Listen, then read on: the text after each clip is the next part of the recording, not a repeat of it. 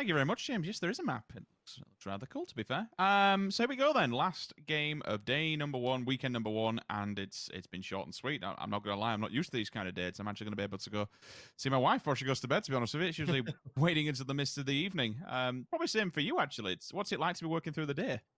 I mean, it's nice to be able to finish just as the sun goes down, as opposed to starting and finishing as the sun comes up. But yeah, it's a nice change nonetheless. But we had an action-packed 3 games to us. Even though it's a shorter one, we've definitely had the action today. I mean, I'm going to lean again heavily on that previous game for Na'Vi in particular. I know obviously we were taking a look at it between the two of us. Obviously, head and shoulders the best performing Erangel team across the group stages, and absolutely looking to continue that trend throughout the grand finals. But I mean, Michael actually made a really good point. You know, Na'Vi, the way they move and the space they're given and how they use it is kind of just, it's so fantastic to watch, because there are a few teams that do it the way Na'Vi do. It's wait, I'm seeing shift W in the kill feed on the side, but I can't see because we've got the teams open. I don't actually know what's happened or who's died there. I'm guessing it's going to be IW because they were next to him last time. So have they done the same again and removed an IW player earlier on? I can only guess so, but look at the circle. We go all the way down to the south. This is looking like a Sosnovka Island ending if I ever did see one.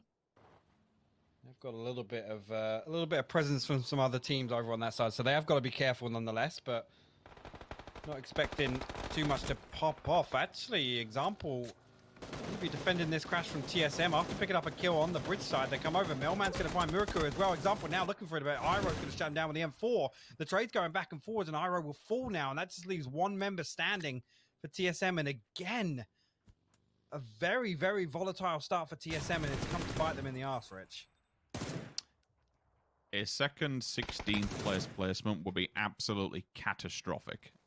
We've got a long way to go into this competition, but simply from a confidence standpoint, simply from a fan base standpoint, that is, you've got to be mentally resilient at this point. It's been a rough day. You've had a rough competition throughout this, getting to this point. You'd have to have some meds. You know, we're not into the danger zone yet with the circle. It is survivable, and if they've got meds, they'll be able to pull it through. It's just rough whenever you make an entrance point outside. Oh, dear. Oh, dear. That's not a... Oh, no, that's not good. That is not good. Yeah. You hate to see that. Diggory just stares blind. Well, it is what it is. Yeah. No comment. Well, coming in at this stage of the game, you have to expect the unexpected. Unfortunately, they do lose 2 players on transition, but they at least make it to the rock side. And this is fairly deep inside the center of the circle, even though it's up against the water. Bigger grip on all that a cliff good spread face. across that. Yeah. Oh.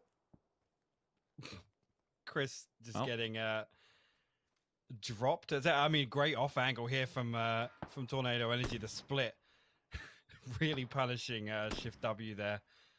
Did see one player still down towards the bridge at the beach. I think it's Brexco actually, but Omican now taking a little bit of pressure from bystanders, and they're going to find 2 knocks here. Flush not coming through just yet, but one member will get back on their feet, and actually Flammy pulling up here, and the buggy's going to get on the backside of the ridge and maybe try and send some utility over this way, but Larza elsewhere will put yellow down, so that puts a lot of pressure onto Flammy. Now the nade onto the tree is not going to be fantastic for him, but he will land the knock on the page. He's down to 1 HP himself. Can anybody deal one more tick of damage here? Omican with their backs against the blue. Well, in the blue now. And this is not what you want to see if you're an Omican fan. Flammy has hurt them so badly. There's very little chance of a revive coming through for the 2 players that are just bleeding away. So the utility has been handed to him to try and do something, and that nade finally is good. So take what you can from the rest of... Oh my god, the pre-nade. It went down, it was a landmine, it did so much damage. And allow them to capitalize and knock 1 player out of it, and to get 1 out of that is just amazing to see. Like, the preemptive nade down, you just saw them. The health shredded as they drove through. And to be fair, to only lose 1 in that, I think that's the best of a bad situation, if I'm honest. I mean, thankfully, there's only 2 of them. I say thankfully for WS's sake, because they're a full 4 stack. I don't think the boats would have even made it to shore. You'd have anticipated them, at least. removing the bodies from them. Before doing so, Chris goes down. That's a nade cooked as well at his feet, so it's going to be rather unfortunate. At least Tex one with him on the death nade. Oh my god, they didn't realize he'd thrown it. Quitty is gone, and the rest of them, unfortunately, as 12 teams do survive through 41 individual players. FaZe Clan Plum, center. Tab's got the pre-nade. It's down. There's no tags are found. Low ball comes in, hits inside the shack just to try and hide out. Good use of the molly. Put it down for at least an area of denial. Stops the advancement around the corner. It allows his teammates to come and help him up and back him up. Yeah, it's a fantastic setup from Tab there to stay alive. Batulin's still off on playing sort of an anchor position for this crash onto Na'Vi, but now Northern Lights have got problems because they're stuck on the backside here and they haven't been able to find an entry onto the compound. And Xenia actually sweeping around by the bunker. He's going to have a fantastic angle onto the backside of this crash here. Batulin's actually getting tagged up quite heavily. Can't find the killing blow, and Mexi will find it from elsewhere. Batulins will fall, and that just leaves Deep and Spyro here to try and find some value on the back of this compound. Yeah, Mex is separated ever so slightly from the rest of Team Liquid. He's just playing as much edge game as he can and playing while they have time, to be fair. And they do have it for now because there's a good amount of space that's been garnered by Northern Lights pressuring Na'Vi from below. It's drawn Na'Vi's attention, and the knock-on effect is that Team Liquid can now set up shop. They can be ready for them on the top side of the hill. Whether they press into it, I don't know. They kind of pin back into the base. So I think for Liquid, it's just getting to a good, solid position. It's Na'Vi who are at the disadvantage, but it scares me how good they are. It really does. I mean, we've seen what Senya did in the previous round. Like, I don't count them out any time of day, especially when you've given them room to do this. Senya comes in, first knock onto Jimbo. That knocks him out from the appropriate angle. The rest of them, they've all gone up the side. 3 of them as a stack. If Orange can just bait Team Liquid to look to him, the rest of them can push up the hill and smash them from the side. This could be a very demoralizing blow for Team Liquid. I think they've split them. They've split them completely, so the resources are either side trying to deal with it. With Jeems down, they can now just fold upon Na'Vi, and this is just textbook coming from the boys in yellow. You never count them out. Mexi falls. Yeah, they're mesmerizing to watch. They are so damn good. It's scary. They're one of the best on-foot teams, I think, in Western PUBG, is safe to say. But the way they collapse here is just textbook. And the way they're able to isolate Mexi as well there, and the information being relayed from Bestalok downhill, it's just such a fantastic cleanup. I mean, Clip might get a consolation kill. He will knock Senya, but he's ready to swivel back round. He's expecting a flank here. Bestalok a bit further away, I guess, than he's anticipating. But this has drawn Orange and Tab out into the open for the res on Senya. So Clip could still do damage here. It could, but I think it's Besto's job to shut this down and just deny it. And that's what Clip will know. He's only seen 3 of them. It is really hard to overpeak this, but by focusing so much on tunnel vision onto the one down player, I get it, but Besto's job is literally to end that, and he does it with such precision. Job done, Liquid 10th. I was going to say, hats off to Clip, though. He was reading the flank, and the timing's just off for him there. He went back to pressure the res, but again, just textbook stuff from Na'Vi. The rumble of the blue, and they've got to move.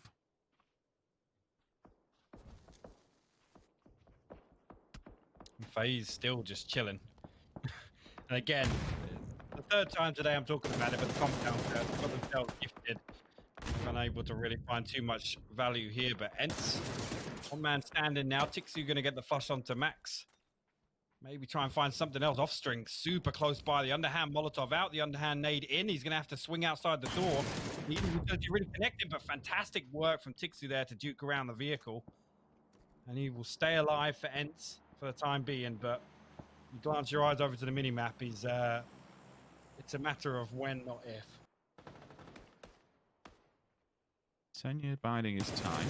The strike stands up into the instant shoulder lean, and I can regroup with the rest of them. That's one point of contact remove, which actually scares them off into the distance and probably may separate them even more. If not, it just drives them into the circle and further away from Na'Vi, again, giving them more room to breathe. Yeah, room to breathe is the...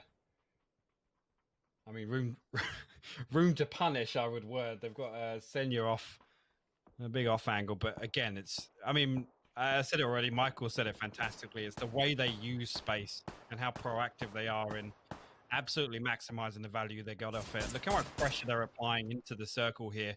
It doesn't even matter that their position isn't great right now. It's the amount of damage they're doing inward. It's one of the very few teams that play edge and do well. It's just that they know how to work it, and I think that just goes hand in hand by how individually powerful they are. Like, they have some big impact fraggers who even against unthinkable numbers will always still come out on top. I mean, Besto, I always talk about it and just sing his praises because there's no one really does it better in circumstances that he shouldn't come out on top of. He does. ETG down one player. Let's make that be noted, and we know time and time again with all things said and done, PUBG push on the knock, which it looks like IW doing that exactly. Whether they go further up into this one is a completely different conversation altogether, given the circle's now pulled away from them. They do have a vehicle. Whether or not there's petrol to use with this, whether or not it has tires, it could play a survivability factor. I don't know how deep this hill drop-off is behind FaZe Clan. If you would even be able to get behind them, you could try and tackle it and maybe let FaZe focus onto the side of ETG uphill, skirt by in the cargo downwind of FaZe Clan, but then you have to expect the onslaught from Adepts, who should turn and face that. So IW is in a very tricky position. It gets even worse when you're driving through fire. He's alive. I have no idea how, but now they're all dead. Yeah, not for much longer. The nade with the barrel follow-up will be the downfall of Wildcat. Then you're down on the deck right now, but a lot of pressure coming back in from Tab. Best of luck will find Monkey as well, and Raise Your Edge actually just getting absolutely surrounded by Na'Vi here. Two of Na'Vi will actually get confirmed out. Best of luck will bleed out in the blue. It's just the Tab up now, up to 8 kills. Themselves into a 5th place now, and that's some pressure coming downhill from Etiquette. Finally coming out with the blue, forcing them downhill here. Shiv looking back uphill. And there you go, Na'Vi will finally fall. And now FaZe come alive. They're coming in to get involved in this now. And oh, what an interesting endgame we've got here, because everybody's kind of, I mean, it's only FaZe on the south. Everybody else is fighting around on the east and the north. It's a perfect time for them to push out of here rather than get stuck in and just boxed into this one small compound that they have. There's really no room to breathe if a team does surround you. So push out, use the smokes that you have, get yourself a little bit more room. You can play the rose side because there's certain points to this where you can say, all right, we are, you know, out of vision from X team down low, but we need to face Y team up high. Y team being Raise Your Edge. A doozy does take down Gustav, so that puts a halt in the movement for all but a moment. You can see Adepts are already slowly but surely wrapping on this. I don't know if they're that level of team to be so aggro to get into the back of FaZe Clan. It would be definitely unorthodox to do so. Shiv tries to make the best of a bad situation. I'm kind of okay with that run. Had that not player not looked, he could have hid behind the box and been all right. But it comes down to FaZe just to check and read the map. If they check Furax's position, the shots will now be noted. They have to turn and tackle this situation head on. Yeah, and obviously the numbers advantage for them, but positionally, not in a bad spot. The fact they were able to stay alive behind rock spots, Na'Vi swept over on the other side of the hill, but FaZe now putting down the smoke, and that's going to draw a line for them to get much, much closer to Adepts. Gustav get a little bit of an equipment upgrade. Trying to go fishing with a frag, but Furax actually going to find an orb knock there. God's face will fall, 80 will respond, and he's just exploding now. Uber going to confirm that one out. And FaZe looking to capitalize on the damage on the way in. Yeah, there's only 2 players standing. A God Nade would be absolutely pivotal here for Adepts to stand any chance. They need a few amount of points to get it up to second. It will certainly do that for them.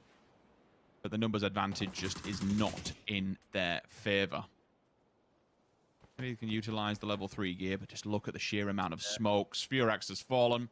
It's a 4 versus 1. Fila would have to do everything in the world to stand any chance of winning this one out. When 4 players of FaZe Clan are running at you, usually you just roll over, show your belly, say enough is enough. That's going to be it. FaZe Clan coming into this a 5th with 22 points. They round off the day, the final match of today, with a 17-point game. That's going to solidify them, I would say, comfortably in the top 3. All my life I want money. respect my mind, no it died from last shot. I pray my dick get big as the Eiffel Tower, so I can fuck the world for 72 hours. Goddamn, I feel amazing. Damn, I'm in the matrix. My mind